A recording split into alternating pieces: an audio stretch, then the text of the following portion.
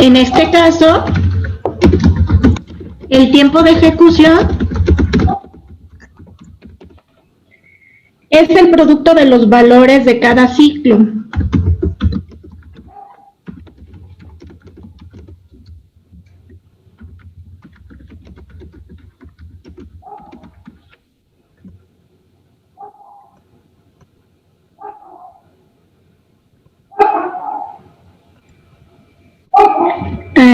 Es el producto de los valores de cada ciclo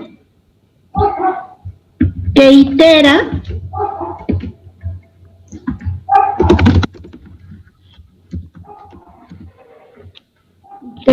multiplicando por el tiempo de ejecución requerido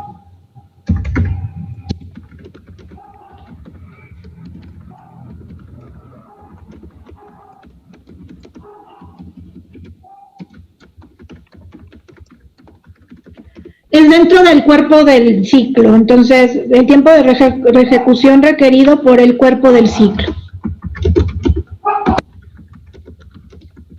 Es decir, voy a tomar en cuenta desde donde inicia el for hasta donde termina y también lo que haga dentro, la iteración que tenga dentro.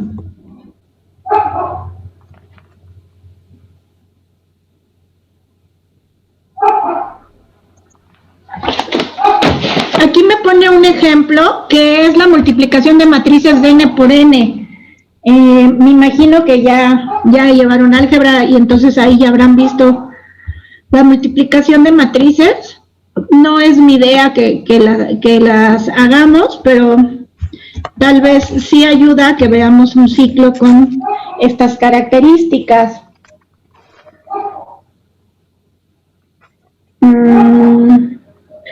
Entonces vamos a hacer un pequeño ciclo que se llama, bueno, un código.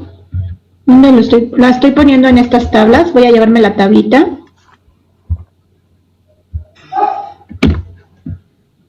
Para seguir el formato que estaba usando.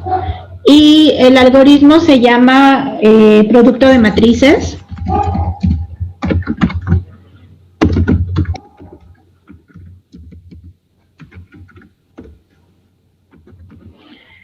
La función también le vamos a llamar producto de matrices.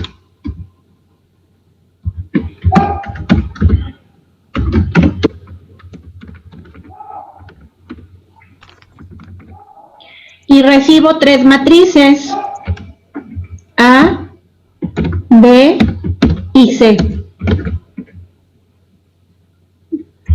Entonces aquí voy a poner eso. Recibe tres matrices.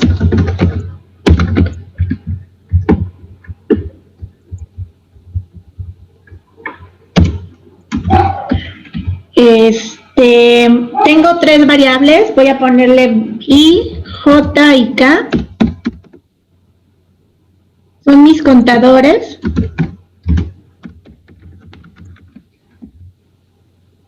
Y después voy a declarar también una variable N.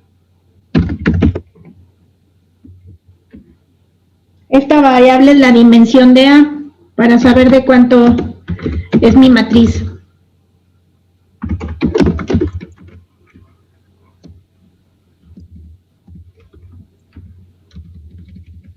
Déjenme borrar lo que está abajo.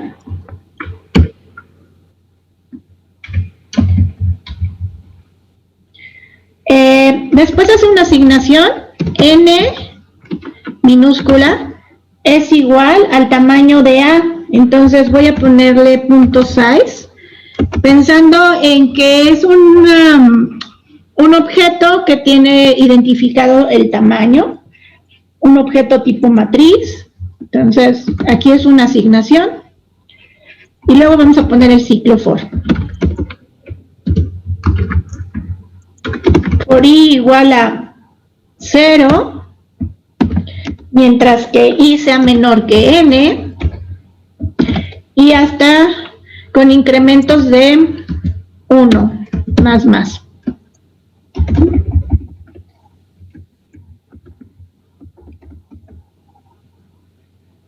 otro ciclo para que esté el anidado. For j igual a 0.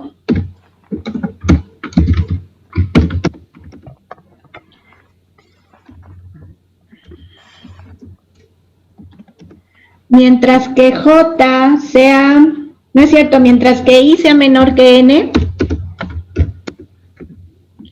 y con incrementos de j en 1. Aquí están los dos ciclos anidados. Ahora vamos a poner la operación. C, que es una de mis matrices, va a ir almacenando lo que esté en la posición i. Va a almacenar, perdón, en la posición i, coma j va a almacenar 0.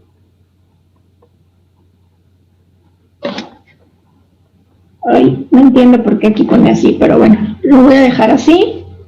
Es una asignación. Luego mete otro ciclo for dentro para meter aquí alineado con esta for con la variable k para k desde 0 y mientras que k sea menor que n y vamos a hacer k más más.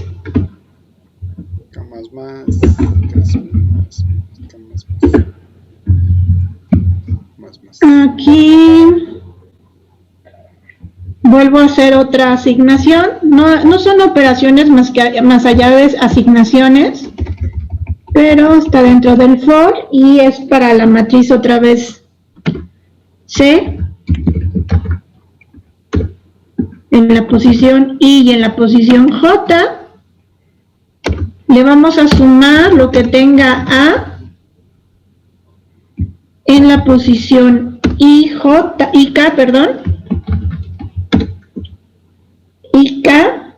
y le vamos a multiplicar lo que tiene B en la posición KJ.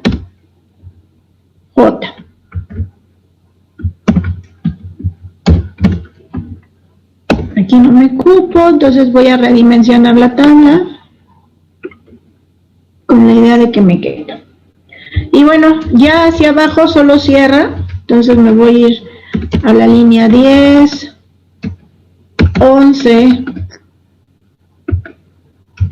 12, para ir cerrando.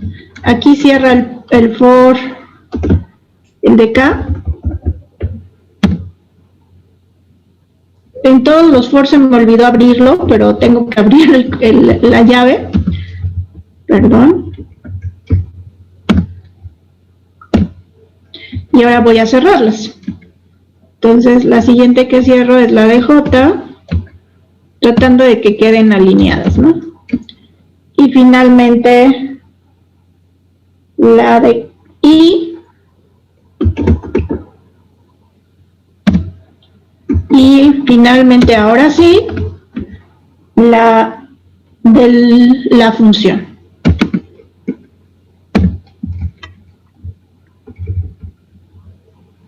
Ahí está. Entonces, si se dan cuenta, bueno, aquí obviamente estoy recibiendo dos matrices. La matriz C es mi matriz auxiliar, donde voy a almacenar. Lo que estoy haciendo es inicializar variables. Aquí sí hago una asignación, entonces, si empiezo a contar, esto sería un primer tiempo de reloj.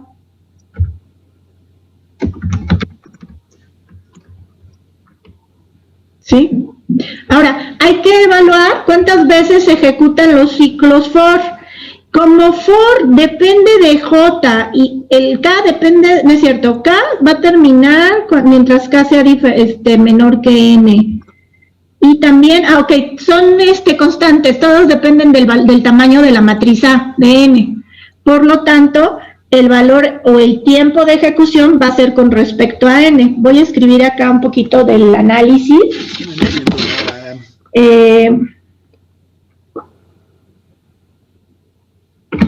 La multiplicación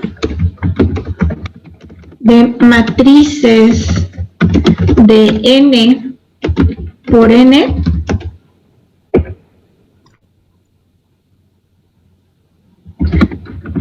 producir una nueva matriz de la misma dimensión, n por n.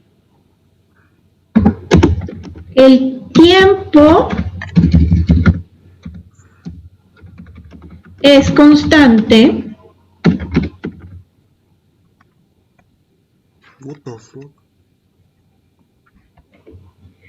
ya que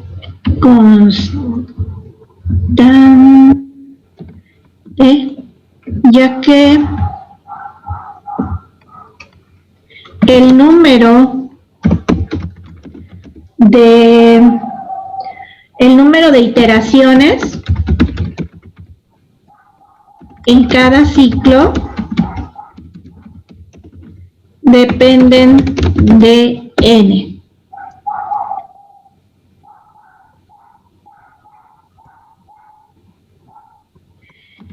En el cuerpo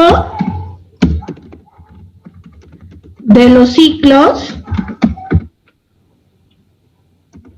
requiere un tiempo constante también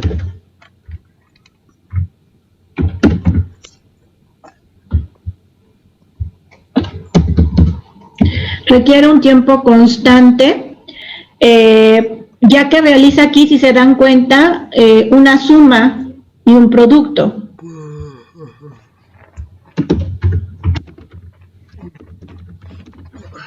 Realiza una suma, una multiplicación y una asignación.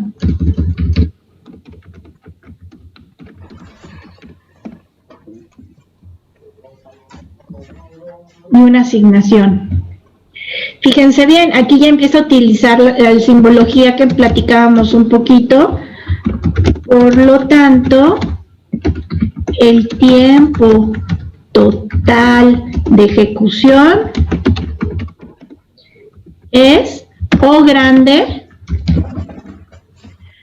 n al cuadrado. Déjenme poner esta como una ecuación para que no me la vaya a mover mucho.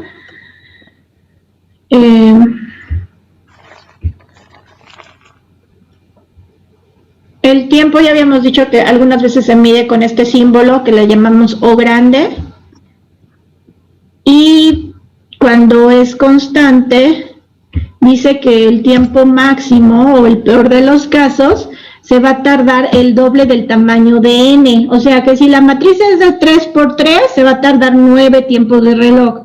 Si la matriz es de 4 por 4, se va a tardar 16 tiempos de reloj. ¿Sí? ¿Más o menos? Entonces, es constante, no voy a tener sorpresas del crecimiento que de repente se aloque, pero de todas maneras puedo identificar que el peor de los casos es que se duplique el tiempo. Cuando los límites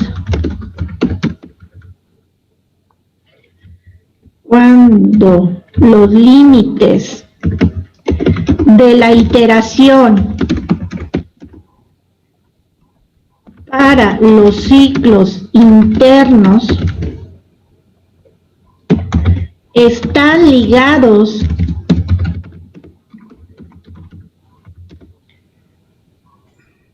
con los otros límites externos,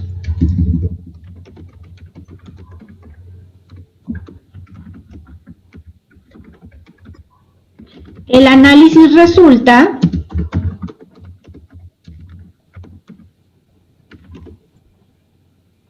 un poco más complejo.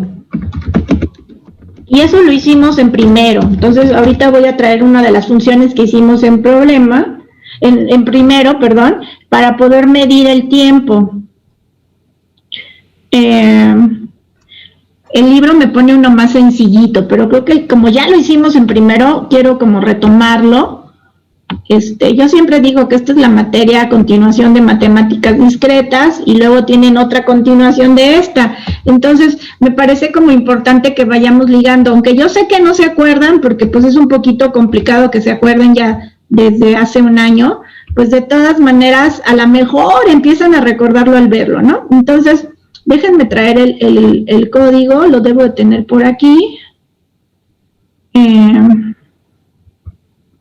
Lo vimos en el primer tema de primero, entonces pues sí es lógico que ya no se acuerden, pero ahorita tal vez recuerden cómo contar. Maestra, ¿puedes subir un poquito? Es que me faltó unas cosas de arriba. Ah, claro. Nada más déjame copiar mi código para que no me pierda.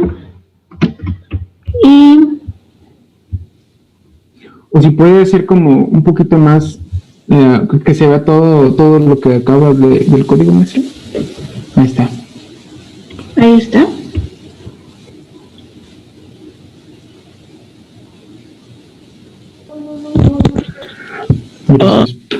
Un poquito más arriba, maestra. Perdón. No te preocupes, está bien, díganme. ¿A qué tanto? Ciclos anidados es el tema de hoy. Aquí vamos. Listo, maestra, gracias. De nada. Ok. Bueno, antes de pegar el más complicado, vamos a hacer el simple. Entonces voy a poner aquí este cuando, un poquito después, y aquí voy a pegar otro código. Y se los voy a escribir aquí mismo. Este código lo estudiamos en matemáticas computacionales. Pregunta: ¿te acuerdas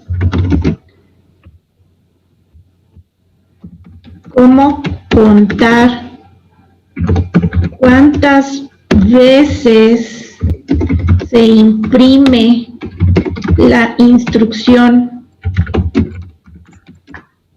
I por J menos K? Esa es la pregunta, ¿no? Nada más como para que se acuerden. Entonces, esto lo voy a poner aquí como un tema especial, pero pues aquí si yo quisiera contar la eficiencia computacional, ¿cómo le haría? Fíjense, en lugar de ir hasta n como en el anterior, aquí lo que estoy haciendo es ir hasta números. Entonces, en el otro me dijo el tiempo es constante porque el tiempo es con respecto a n, pero aquí es con respecto a cuántas veces se va a hacer. Entonces, lo que tienes que hacer es ver que para que termine para que termine J tiene que terminar K, y para que termine I tiene que terminar J. Están dependientes, están anidados. Entonces, el tiempo, ya no, nada más la pregunta es como retórica para que ustedes traten de pensar y de recordar, pero en realidad yo lo voy a escribir aquí. El tiempo que se tarda en hacer esto tiene que ver con la iteración más larga, que es 20, ¿sí? Luego multiplico, ¿cuántas veces se hace del 5 al 10? ¿Quién se acuerda? Bueno, ¿quién puede decirme cuántas veces se hace del 5 al 10? Cuéntelas. Para 5, para 6, ¿sí? ¿Me ibas a decir algo, Julio? Pues 5, ¿no? No, porque tienes que contar el 5. 5, 6, 6. Correcto. Y para de 15 a 8...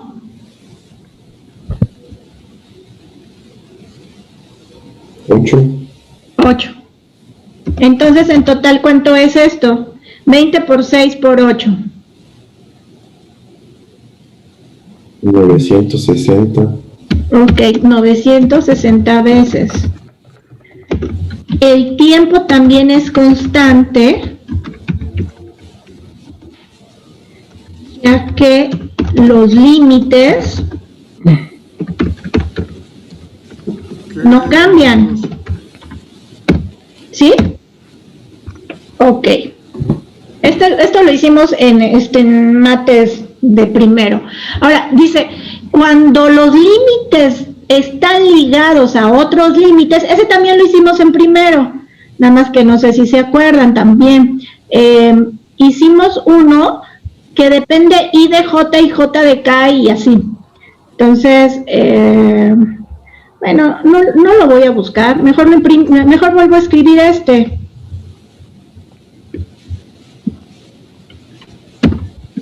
nada más que en lugar de decir que voy de J hasta 10, voy a ir hasta I. Y en lugar de ir de K hasta 15, voy a ir hasta J. ¿Sí?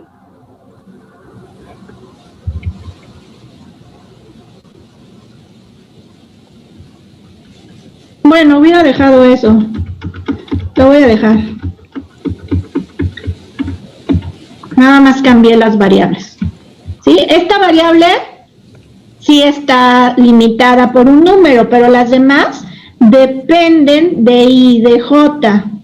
¿Cuánto tiempo se tomará? El análisis es más complejo, definitivamente. No es la multiplicación simple. La primera se resuelve con regla del producto, pero esta no.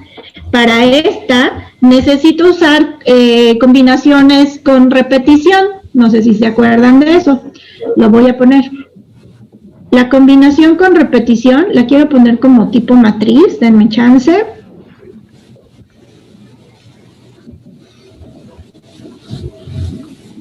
Bueno, como vector, porque solo es 2 por 2. Le voy a poner aquí un paréntesis para que quede más bonito. Me hizo una preguntota. En ese caso, como está poniendo de 5 hasta I, como I es 1 hasta 20, serían 20 tiempos, ¿no? No. A ver. Para cada I, Diego, para cada I, I1 va a tener 5, J va a ir dependiendo de I. Entonces, cuando I valga 1, J valga 5, pues lo va a terminar con el valor de... aquí tengo un error, tendría que ponerlo todo desde 1. A lo mejor sí me ayudó tu comentario mucho para pensarlo, gracias. Mira, es que sí, va a empezar desde 1 y va a terminar hasta que llegue al valor de I. Entonces, ¿cuándo termina? Bueno, si I vale 1, pues en la primera ya terminó, K también, ¿no? Pero cuando alguno de las otras variables cambien, va a ir cambiando. Entonces son combinaciones con repetición. Son el total más mis 3 variables menos 1. No sé si se acuerdan, pero así sacábamos las combinaciones con repetición. N más R menos 1 de 3. Entonces,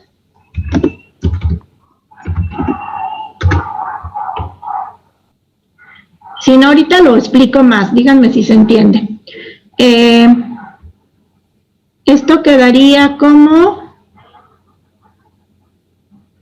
Bueno, ya lo voy a poner como fracción. Ustedes saben que puedo hacer 23 menos 1, 22, y son las combinaciones de 3 de 22, entonces es 22 factorial entre 3 factorial por 22 menos 3, son 19 factorial. 19. Ahora sí necesito su calculadora para que me digan a cuánto vale eso. Creo que va a ser un numerote.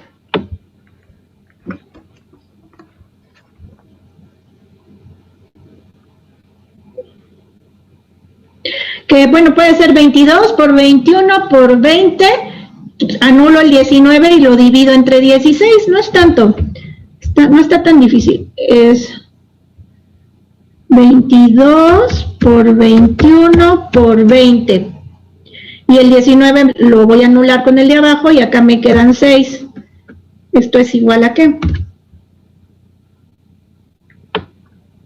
No tengo calculadora, profe. Disculpa. Ahora sí, ayúdenme. 22 por 21 por 20. Me da flojera bien mi calculadora.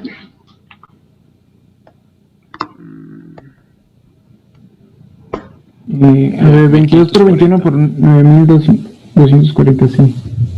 Entre 6. 9.240 entre 6, correcto. Ok. 1.540. Sí, 1540. Correcto. 1.540 veces.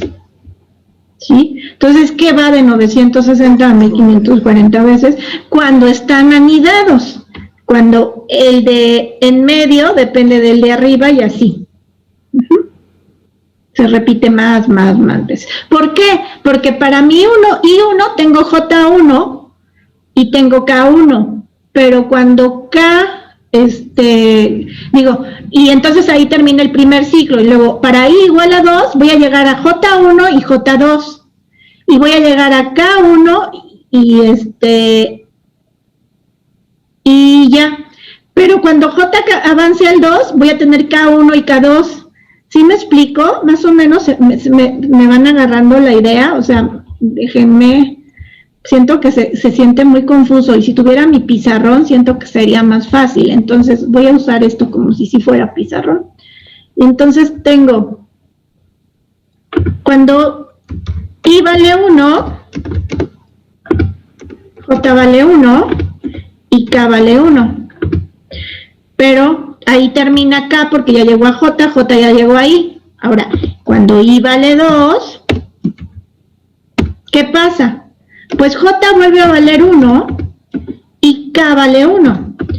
K ya terminó porque ya llegó a J, pero J no ha terminado porque tiene que llegar hasta ahí. Entonces hago 2, K igual a 1, K no ha terminado porque tiene que llegar a 2, entonces K es igual a 2, y ahora sí ya terminé. K es igual que J y J es igual que I, ahora I vale 3. ¿Qué va a pasar? Pues que ahora J vale 1 y K vale 1. Entonces vuelvo a empezar. J dice, vale 1 y K ya llegó a 1, pero J tiene que llegar a 3, así que J aumenta y llega a 2. Entonces ahora tengo K1 y K2. Dice que ya en 9 minutos se acaba. K2. Y luego tengo que ya llegué acá a 2, pero este vale 3, entonces ahora vale 3. Y empiezo K1. ¿Sí se ve? ¿Cómo va creciendo y por qué son tantas? ¿Eso lo vimos en primer semestre, maestra? Sí, y lo programamos. Algo sí me está llegando un déjà vu. La verdad, hace un año. Pues sí. Sí, ya hace un año, yo lo sé, pero pues yo digo que como que las células aprenden, ¿no? Yo hace mucho que no ando en bici, pero cuando vuelvo a agarrar la bici, como que te vas, al principio te cuesta, pero luego se vuelve a acordar tu cuerpo de cómo era el movimiento y lo logras. Igual pasa con las matemáticas, como que algo se queda, con una conexión que ya estaba hecha, y aunque no te acuerdas de primera instancia, conforme lo vas haciendo, vas diciendo, sí, ya me acuerdo, como que algo me va haciendo sentido. Pues sí, porque está tu memoria celular. Por eso dicen que no hay que pensar cosas feas, porque la memoria celular se acostumbra a pensar cosas feas. Entonces hay que tratar de ser positivo. Ya valió, maestra, ya valió entonces. No, pues ya hay que cambiar la actitud. Siempre se puede cambiar y reenseñar. Bueno, y esto va a seguir pasando, y lo que quiero que vean es que K vuelve a empezar, J vuelve a empezar con respecto a cada vez que cambia I. Por eso es que se hace tantas veces. Entonces, en mi apunte, lo que dejé puesto es este. Ahora, viene otro del libro que creo que es importante ponerlo. Este algoritmo se llama media llena. Y no entiendo qué significa. Como que recibe una matriz, tiene 2 contadores y la dimensión de la matriz, y lo que hace es como llenar la matriz con un valor. Y se las voy a poner porque creo que es importante que analicemos el tiempo de ese algoritmo. Entonces voy a volver a copiar la tablita porque los del libro los estoy poniendo así. Solamente los códigos que estudiamos ya los dejo así, ¿no? Entonces, este algoritmo, lo voy a empezar en una hoja nueva porque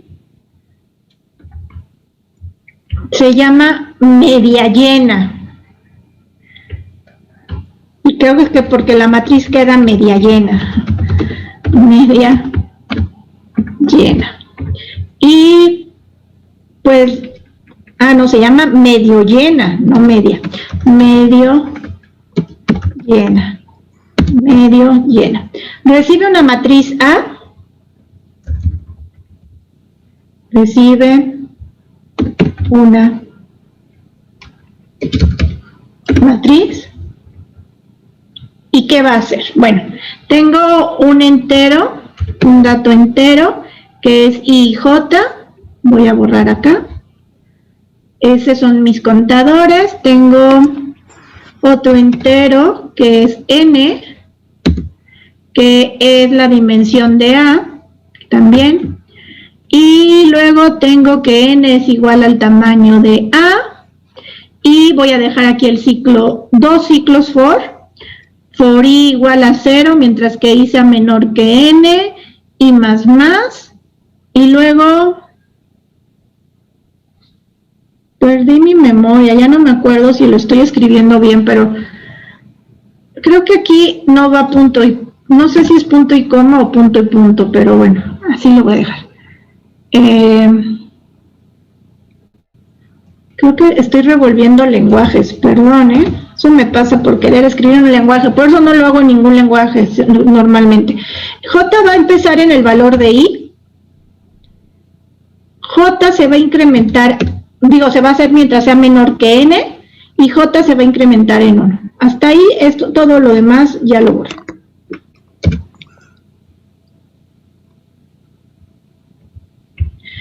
Entonces, aquí lo único que voy a hacer dentro de este for es llenar la matriz. Entonces le voy a poner que A en la posición I, J sea igual a 1. Y es todo lo que hace. Entonces, No entiendo. Cierro este for. Cierro este for. Y cierro el programa. Y todas las demás líneas me las llevo.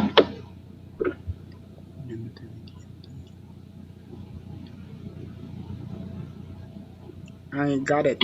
Ahí está. Sí, está muy cortito. Este algoritmo lo que quiero es que determinamos el tiempo de ejecución. Si se dan cuenta, empieza en 0, pero J empieza en 1. Eso es lo que me puede hacer un poquito, J empieza en I, eso es lo que me puede hacer un poquito de ruido. Entonces dice, para determinar el tiempo de ejecución de este proceso,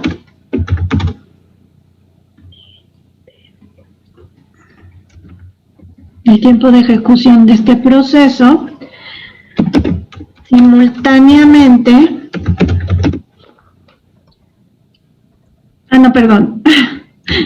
simulamos la ejecución de pocos valores para poder ver cómo trabaja.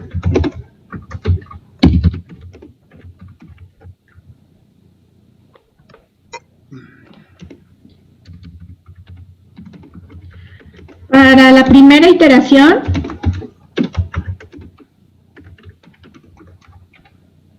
del ciclo exterior, se ejecuta n veces.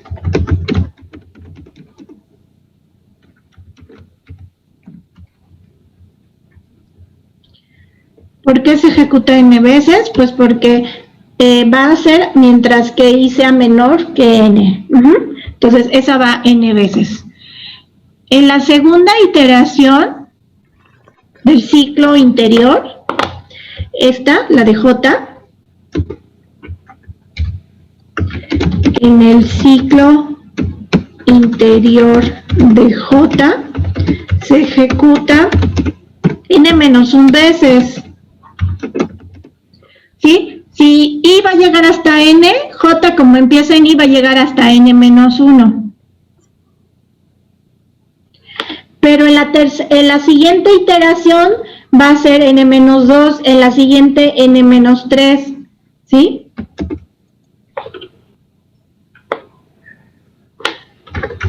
Lo voy a escribir.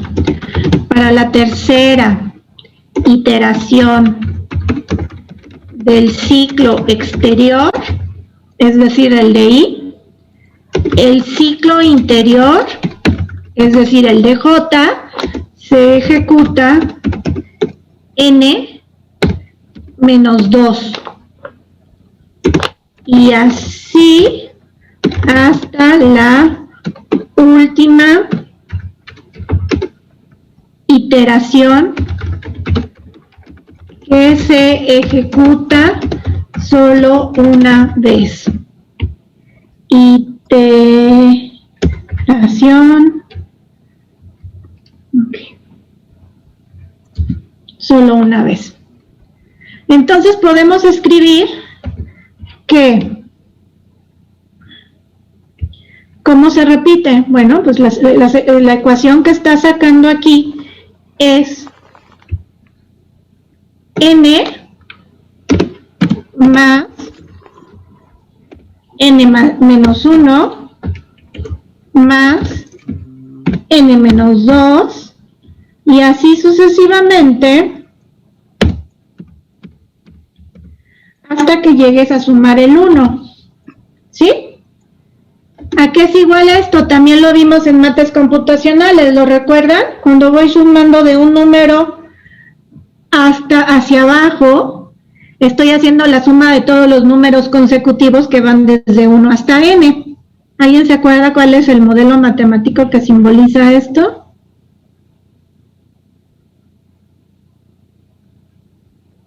¿No? Ok, se los platiqué cuando lo vimos como la suma de Gauss, donde tengo n más 1 por n entre 2. ¿Sí? La suma de Gauss es equivalente a esto, por eso lo estoy poniendo así. Y esto es O grande y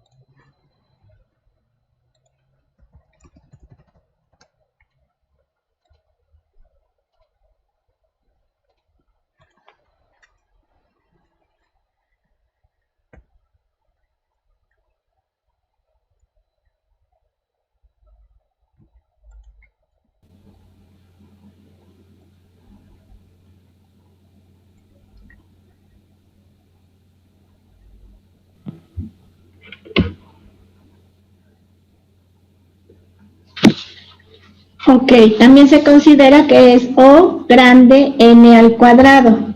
El tiempo, el peor de los casos, va a ser n al cuadrado.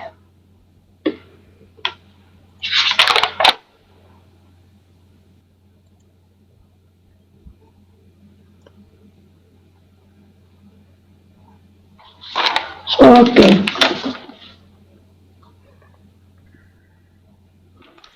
Bueno, se empieza a poner un poquito más complicado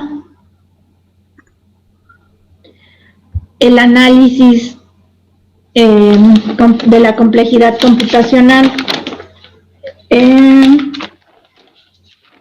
De hecho,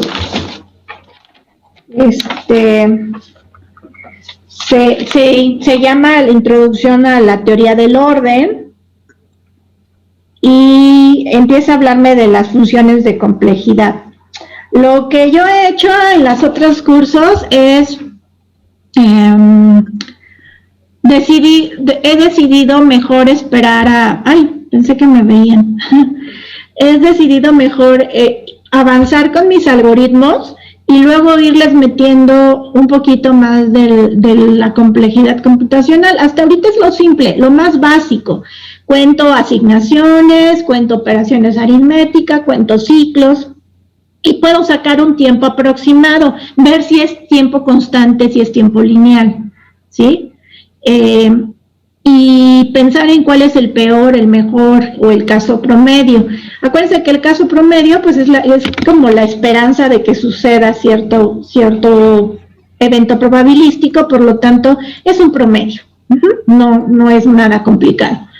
En el libro me parece que le dedica este capítulo más adelante. Entonces, yo creo que con esto podemos tener una pequeña introducción a la teoría de la complejidad y que más adelante podemos irle aumentando conforme vayamos viendo algoritmos más complejos, más complicados. No sé si hasta aquí hay alguna duda. Yo sé que es mucha teoría, pero sí se entiende la manera en la que vamos a ir contando hasta ahorita el tiempo.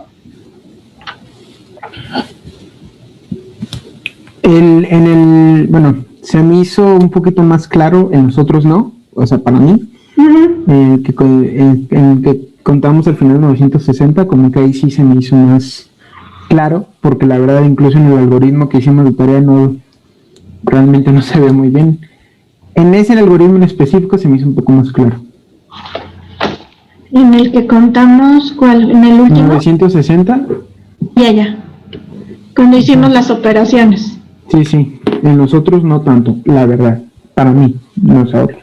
Ajá. ¿Y los demás qué me dicen? Pues bien, maestra, sí. Más o menos vamos bien. Vamos a repasarlo. Sí. Nos ayuda a saber contar, entonces por eso es que es importante que vean que cuando están anidados vamos a usar combinaciones con repetición.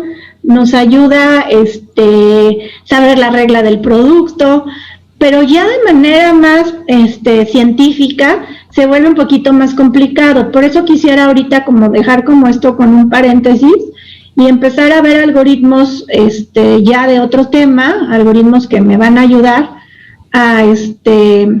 a ver la parte más complicada y empezar a analizarlos. Entonces,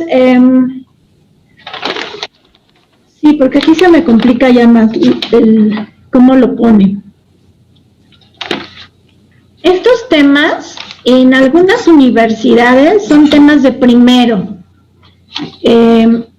Yo he estado revisando los programas de estudio de las universidades que se consideran fuertes en software y dejan una materia que se llama programación 1, pero en esa materia de programación 1 les meten todo lo que vimos en matemáticas y lo que estamos empezando a ver en algoritmos. Y hasta que se queda bien claro todo eso, puedes empezar a programar. Entonces, el siguiente tema que me pone el libro es hacer inducción. No creo que sea necesario en este nivel del curso, pero tal vez sí la lleguemos a ocupar más adelante. Ok, pues déjenme checar. Me gustaría empezar con los algoritmos. Tengo aquí primero les voy a dejar de tarea un video donde van a ver una explicación que a mí me gusta mucho cómo explica este señor. Explica muy bonito la parte de algoritmos de la complejidad. Entonces espero que les ayude. Lo voy a habilitar en el Classroom para complementar esta parte. Luego, déjenme ver qué sigue. ¿Qué opinas? ¿Cuál es el mejor? No. Empezaríamos con algoritmos de ordenamiento. Eso es lo que corresponde. Quiero ir habilitándoles las cosas. Denme unos segunditos para que no me pierda aquí. Entonces, se llama el video ¿Cómo analizar tus algoritmos? Y les estoy pidiendo que me suban un breve resumen del video. Ya está habilitado. Ya quedó. Luego voy a subir lo que llevamos hasta ahorita de introducción a la complejidad computacional. Nada más que tengo 2 documentos y quiero checar el otro cuál es. No, solamente uno, le subo el que estábamos trabajando ahorita. Y muy buenas, bienvenidos un día más. ¿De qué se trata? Creo que es la tarea que ya les dejé.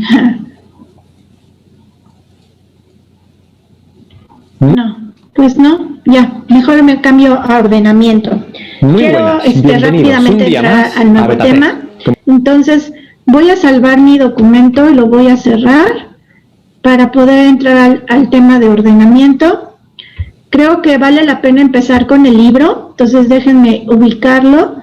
Se los voy a ir enseñando para que vayan viendo y les vaya diciendo qué sí aplica y qué no aplica para esta materia, porque el libro dice algoritmos y estructuras de datos, y por lo tanto está considerando que también estamos viendo estructuras de datos. Entonces, por ejemplo, aquí, justo donde estábamos, ¿dónde fue? Creo que yo me moví solita. Refinamiento por pasos. Sí, sigue aquí lo que son los de problemas a programas. Creo que esto me gustaba, por eso lo dejé aquí. El modelo matemático, puedo pasarlo a un algoritmo informal. A veces necesito utilizar tipos de datos abstractos y hacer un programa en pseudolenguaje y ver qué estructuras de datos puedo hacer y después pues seleccionar el lenguaje de programación. A lo que se refiere con tipos de datos abstractos son los tipos de datos tipo que tú generas, que tú escribes. Por ejemplo, una clase es un tipo de dato abstracto, o una estructura es un tipo de dato abstracto. Entonces, me voy a saltar esta parte porque ya se está metiendo con la parte de estructuras de datos. Aquí también, tipos de datos y estructuras de datos. Yo quiero como concentrarme ahorita en la parte de algoritmos, no estructuras de datos, que eso les tocará más adelante. Sin embargo, fíjense bien, déjenme leerle por aquí. Medición del tiempo y ejecución de un programa. El tiempo de ejecución de un programa depende de factores como los datos de entrada y la calidad del código generado por el compilador utilizado para crear el programa objeto. La naturaleza y rapidez de las instrucciones de máquina empleadas en la ejecución del programa y la complejidad del tiempo del algoritmo en base al programa. El hecho de que el tiempo de ejecución dependa de la entrada indica que el tiempo de ejecución de un programa debe definirse como una función de la entrada. Con frecuencia, el tiempo de ejecución no depende de la entrada exacta, sino de su tamaño.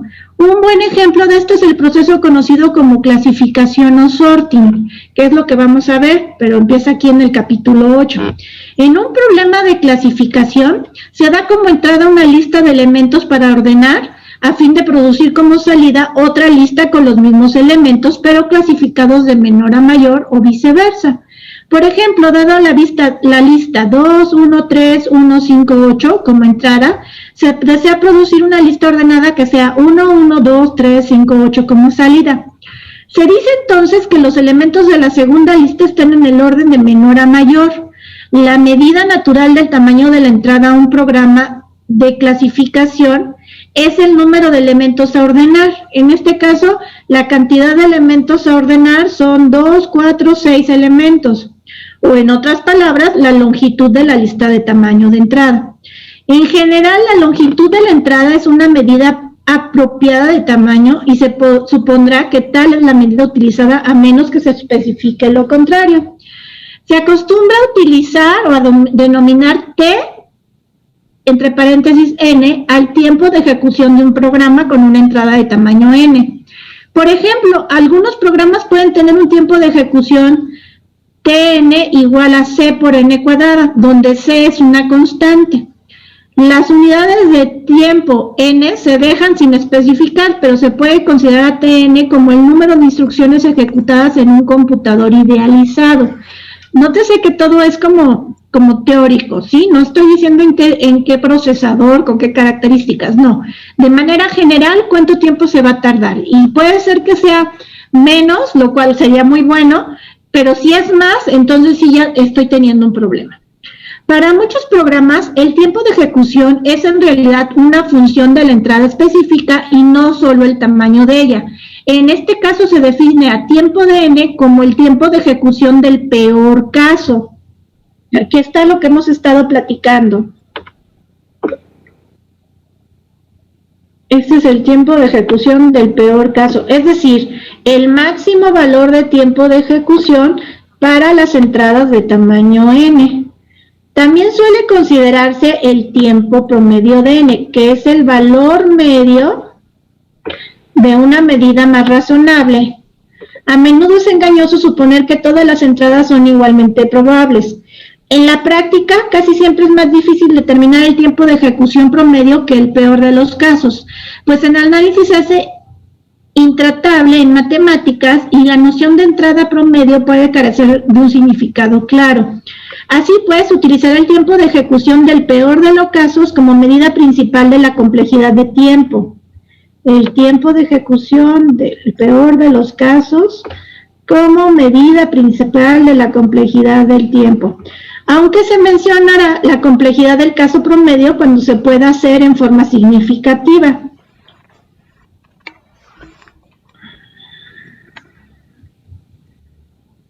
Ok, hasta aquí hemos visto. Luego vamos a empezar a leerlo, pero les digo, lo quiero profundizar más adelante. Notación asintótica O mayúscula y omega mayúscula. Para hacer referencia a la velocidad de crecimiento de los valores de una función, se usará la notación conocida como notación asintótica, que también es conocida como O mayúscula. Hasta ahorita es lo que hemos visto. Por ejemplo, decir que el tiempo de ejecución Tn de un programa es ON cuadrada, que es el que vimos, se lee como O mayúscula de n al cuadrado, o tan solo como O de n cuadrado, y significa que existen constantes enteras, tales que n mayor o igual que n0 se tiene que cumpla esta característica. Aquí hay un ejemplo. Supóngase que el tiempo es 1. El tiempo 0, el tiempo 1 es 4. En general, el tiempo de n va a ser n más 1 al cuadrado. Entonces se observa que Tn es ON cuadrada cuando n0 es igual a 1 y cuando c es igual a 4. Es decir, para n mayor o igual que 1 se tiene que n más 1 al cuadrado es menor o igual que 4n al cuadrado, que es fácil de demostrar. Obsérvese que no se puede hacer n0 igual a 0, pues t0 es igual a 1, no es mayor que c o cuadrada igual a 0 para ninguna constante c. Bueno, aquí ya empezó a hablar de algunos ejemplos para medir, pero aquí también mete ya la omega. Dice, cuando se dice que el tiempo de n es O función de n, se sabe que f de n es una cota superior para la velocidad de crecimiento del tiempo de n. Para especificar una cuota inferior para la velocidad de crecimiento de Tn, se usa T de n y es omega Gn, que se lee Tn es omega mayúscula de Gn, o simplemente Tn es omega de Gn, lo cual significa que existe una constante c tal que cumple con esta característica. El tiempo de n es mayor o igual que c, la constante, por Gn, para un número infinito de valores. Entonces, aquí ya me metió omega. Se supondrá que es posible evaluar programas comparando sus funciones de tiempo de ejecución si considerar las constantes de proporcionalidad. Según este supuesto, un programa con tiempo de ejecución ON cuadrada es menor que uno con un tiempo de ejecución ON cúbica. Por ejemplo, sin embargo, antes de los factores constantes debidos al compilador y a la máquina, existe un factor constante debido a la naturaleza del programa mismo. Es posible, por ejemplo, que una combinación determinada de compilador y máquina, el primer programa lo tarde en 100 n cuadrada milisegundos, mientras que el segundo lo tarda en 5 n cúbica milisegundos. En este caso, ¿no es preferible el segundo programa que el primero? La respuesta de esto depende del tamaño de las entradas que espera que se produzcan los programas. Por entradas de tamaño n menor o igual que 20, el programa con tiempo de ejecución 5n cúbica será más rápido que el de tiempo de ejecución de 100 por n cuadrada. Así pues, el programa se va a ejecutar principalmente con entradas pequeñas y será preferible el programa cuyo tiempo de ejecución es ON cúbica. No obstante, conforme n crece, la razón de los tiempos de ejecución, que es 5n cúbica entre 100n cuadrada, es igual a n de 20. se hace arbitrariamente grande. Así, a medida que crece el tamaño de la entrada del programa ON cúbica, requiere un tiempo significativamente mayor que ON cuadrada. Y como ven, empieza a complicarlo con otros tipos de medición, y entonces aquí esto es lo que puede ayudarnos mucho. Podemos ver en la gráfica que tengo aquí abajo N, que es mi entrada, y arriba T, que es el tiempo. Y aquí voy a ver cómo se comportan. Un lineal, pues genera una línea, ¿sí? Con inclinación, obviamente. Es decir, a mayor tiempo, a mayor cantidad de datos, mayor tiempo se va a tardar. En el caso de un 2n, 2 a la n, si vemos con que poquitos datos se va manteniendo igual en tiempo, pero cuando los datos empiezan a crecer llega un momento en que ¡fum!, se dispara rapidísimo, entonces se va a tardar más con esta cantidad de datos. N cúbica entre 2 tiene un comportamiento parecido, pero con más paciencia con respecto a la cantidad de datos que se están metiendo. Llega un momento en que sí, se dispara y empieza a tardarse más.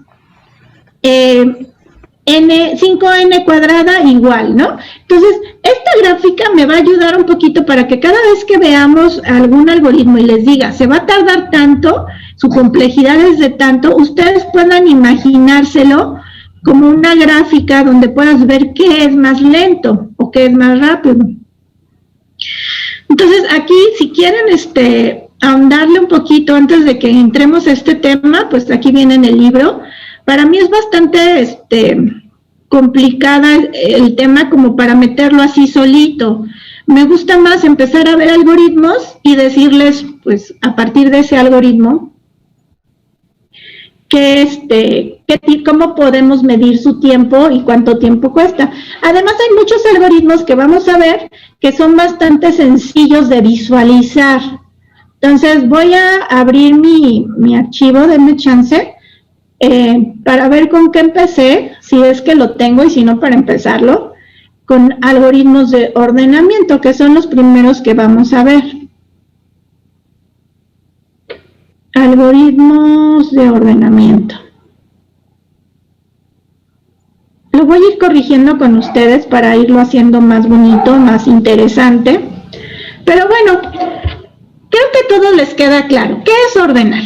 Dado una base de datos, que puede ser un archivo de texto, que puede ser un vector, que puede ser una matriz, lo que quiero es que tengan cierto orden. Normalmente nos gusta ordenar los datos de menor a mayor, ¿sí? Pero también se puede ordenar de otras formas.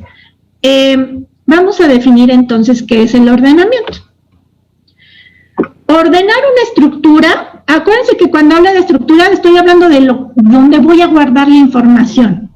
Ordenar una estructura significa establecer un orden de precedencia entre los elementos de la estructura. En esta unidad se analizan algunos algoritmos de ordenamiento y estaremos considerando que se requiere una llave primaria. En inglés, primary key. En las bases de datos se utiliza un primary key, que es la llave que no se repite. O sea, todos seguramente saben que su expediente es único. Con ese expediente podemos accesar a la información de ustedes. Entonces, es una llave primaria. Nadie más puede tener el mismo número. Igual pasa con nuestros CURPs, ¿no? Nadie más puede tener el mismo CURP. Si llega a pasar, se genera un problemón. Pero que es alterna, ¿verdad? El CURP. ¿Dónde? Que es llave alterna, ¿no? O eso, por lo que entendí, eso nos dijo el maestro de base de datos. Algo así, que las CURPs son alternas porque... ya no recuerdo. ¿Pero qué significa alterna? Así nos dijo llave alterna, porque dijo que había llave primaria, llave foránea y llave alterna. No, yo la llave alterna no la conozco. La foránea sí, y la primaria, pero la alterna no. Por eso te preguntaba. Porque por definición una llave primaria no se puede repetir, ¿no? Entonces no sé si en la alterna sucede otra cosa, por eso te preguntaba.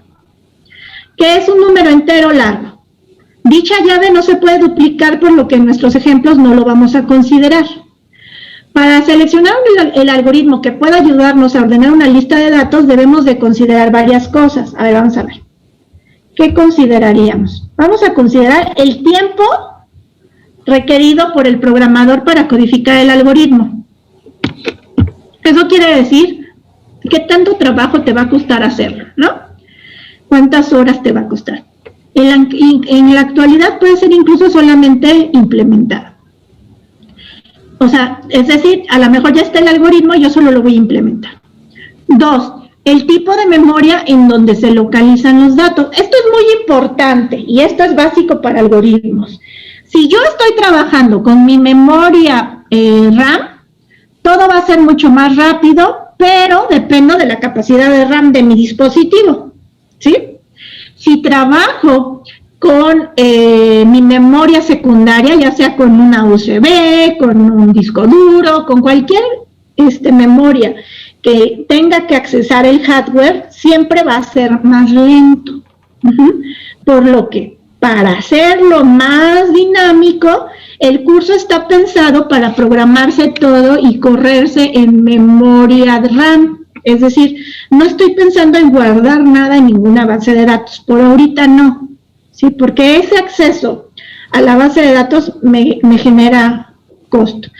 Diego, ¿ya llevaron base de datos? Lo estamos llevando apenas en este semestre lo estamos viendo. Ah, bueno, entonces de tarea me explican luego qué significa llave alterna, a ver si ya le entienden y me la explican, muchachos. Porfa. ¿Quién les está dando? ¿Leonardo Rojano? Es Jesús Armando Rincones. Ah, ok, Armandito. Bueno, a ver qué dice. Ok. Sí, porque me quedó la duda y te lo pregunté así como brincando, porque en el antiguo programa primero llevaban algoritmos y estructura de datos y después bases de datos, porque la estructura de datos es como el corazón de la base de datos. Entonces aquí yo ya detecté un error de programa y no me había dado cuenta. No deberían de llevar base de datos al mismo tiempo que algoritmos, deberían de llevarlas con estructuras. Mira, aquí está, una llave alterna es una combinación de una o más columnas cuyos valores son únicos. Por eso es que nos dijo que las CURPS eran, o los RFC en este caso, eran llaves alternas. No tanto de los CURPS, más bien el maestro nos dijo eso porque nos estaba dando un ejemplo de los expedientes, no como que los CURPS sean las fuerzas alternas, sino el ejemplo que nos dio, venían, o sea que si en una tabla tuvieran nuestros expedientes y varios datos, pues la primaria serían nuestros expedientes, pero una llave alterna es la que también tiene datos que son diferentes, pero no es la primaria, y puso en este caso los ejemplos de los CURP, pero no es que el CURP sea alterna así siempre, toda la vida. Ve, maestra, por eso es que Félix saca 10 y yo 8.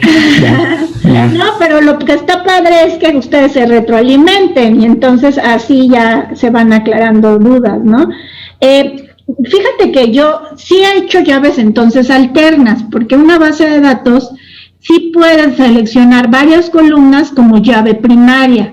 Es decir, a lo mejor tengo un número consecutivo aleatorio que no se va a repetir, pero además quiero darle más seguridad y a lo mejor esa es a la que le está llamando Armando alterna, porque esa combinación de columnas sí la he hecho algunas veces para generar una llave más segura todavía, ¿no?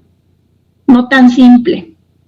Entonces, ok, pues es que eso todo esto de las bases de datos, pues tengo que primero conocer cómo funcionan en su corazoncito, en su motorcito, que es lo que ven en las estructuras de datos, y después implementarlo en base de datos. Entonces, después voy a sentarme a platicar con el profe Armando cuando se acabe el semestre y que me cuente cómo les fue.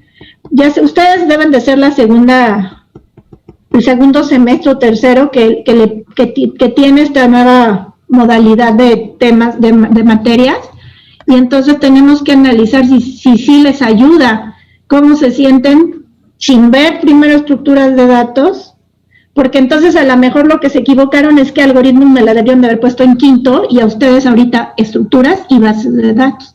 Pero bueno, eso ya estoy filosofando sobre su carrera porque su carrera es de mis favoritas. Desde que la crearon yo me sentía como la mamá de la carrera porque pues para mí era un sueño hecho realidad. En México no existía cuando yo estudié en la universidad. Entonces, el hecho de que ya la piensen como una ingeniera de software, nos encanta a todos los que hemos visto crecer a esta carrera, estarla tratando de perfeccionar. Entonces, por eso me estoy metiendo en un área que no me corresponde. Pero bueno, en cuanto a lo que tengo que ver, entonces es el tiempo que me voy a tardar en programar, la memoria donde voy a estar accesando a los datos y qué tan eficiente es el método. Es por eso que les digo, cada vez que yo veo un algoritmo, voy a decirles, la eficiencia de tal método es tal, el peor de los casos es tal, el mejor de los casos es tal y el caso promedio es tal. Y ustedes van a tener que conocer todos los algoritmos y decidir cuál les funciona para cada problema. Esa es la idea de esto. No los van a hacer porque ya están hechos. Entonces yo les voy a dar las metodologías con las cuales se implementa, pero ustedes van a poder mejorarlos en tal caso, ¿sí? O crear uno nuevo, también se vale. Hay varias otras situaciones que influyen con la eficiencia, como la cantidad, tipo y distribución de datos, características del sistema operativo, tiempo de acceso a los dispositivos de almacenamiento secundario y la cantidad de espacio que se requiere para el algoritmo. Entonces, todo eso tengo que considerar. Bueno, quiero empezar con el algoritmo de ordenamiento, pero no quiero que me corte la clase, entonces prefiero empezar el martes, ¿sale? Los jueves primeros de mes me toca consejo, entonces les voy a estar avisando a ver cómo está mi consejo. Si está muy largo, pues ya no habría clase el primer jueves del mes. Y si está cortito, pues ya les aviso que sí nos vemos. A lo mejor un poquito más tarde, pero sí. ¿Sale? ¿Alguna duda hasta ahorita? Está pesada la clase, yo lo sé, pero ya que veamos los algoritmos y ustedes empiezan a programarlos y a verlos, va a ser más dinámico. Maestro, ahorita que se termine la clase, ¿me daría 5 minutitos? Claro, Diego. Gracias. ¿Los demás cómo están? ¿Bien? Bien, maestra, excelente. Bien, maestra. Yo la verdad no comprendo muy bien porque en la primera mate del primer semestre también tengo NA, igual que en esta, así que me va a costar bastante. No necesariamente, a lo mejor te ayuda para pasar ahora ya a la de mate, ¿no? ¿La estás recursando, Daniel, o cómo lo estás haciendo? La de mate 1 solo se puede en examen y esa es después. Y esta sí la estoy volviendo a cursar. Esta la estás volviendo a cursar. Sí, yo sé que solo se puede en examen, pero yo te voy a confesar que yo soy muy tramposa. No me gusta que hagan solo el examen, entonces les doy chance de que entren como oyentes y la cursen sin inscribirse. Y que la pasen sin inscribirse y luego paguen el extraordinario y ya les pongo la calificación de que la pasaron. Entonces, si a alguien está en esa circunstancia, tal vez valdría la pena para que no tenga que estudiar solo para el examen. De hecho, sí tenía pensado hacer algo así como oyente y al final pues hacer un examen y ya está. Exacto, sí, te hago el examen final que les hago a los alumnos, tú vas entregando tareas y te pongo la calificación en el extraordinario que sacaste en el final, pues. Entonces, eso ayuda mucho, y ahorita que no me vigilan en el salón, que no se dan cuenta, es que la UNAM sí trabaja. Entonces, y en la web de repente son muy celosos y no quieren que tengas oyentes, pero yo no le veo nada de malo, yo pienso que al contrario, quien quiere estudiar, pues hay que apoyarlo, ¿no? Pero entonces, no creo que te cause problema. A lo mejor esta materia, al contrario, te ayuda a afianzar cosas que antes no entendías, porque además ya tienen más madurez ahorita. Ya, un año más de madurez, aunque no lo crean. Bueno, ¿alguna otra duda? La clase pasada fue Célico, entonces hoy le tocaría a José Orlando. ¿Sí? ¿Estás por ahí, José? Creo que no. Aquí ando, es que tengo el micrófono desconectado. Ok, gracias. Nada más, la tarea es ver el video que subí y subir el resumen. Y la minuta es, continuamos viendo análisis de algoritmos y empezamos con el tema de ordenamiento. ¿Sale? Para que si alguien no se acuerda, el martes pueda ver antes de la clase en que estábamos. Bueno, pues si no hay dudas, los voy a dejar ir temprano, descansen, nos vemos el martes. Y voy a tratar de subir lo que hicimos hoy, bueno, todo el archivo para que lo tengan, ahorita mismo lo subo, Muchas gracias, maestra. Gracias, maestra. Buenas tardes. Hasta luego, Hasta luego. Hasta luego. Gracias, hasta luego. Adiós. Bye, bye.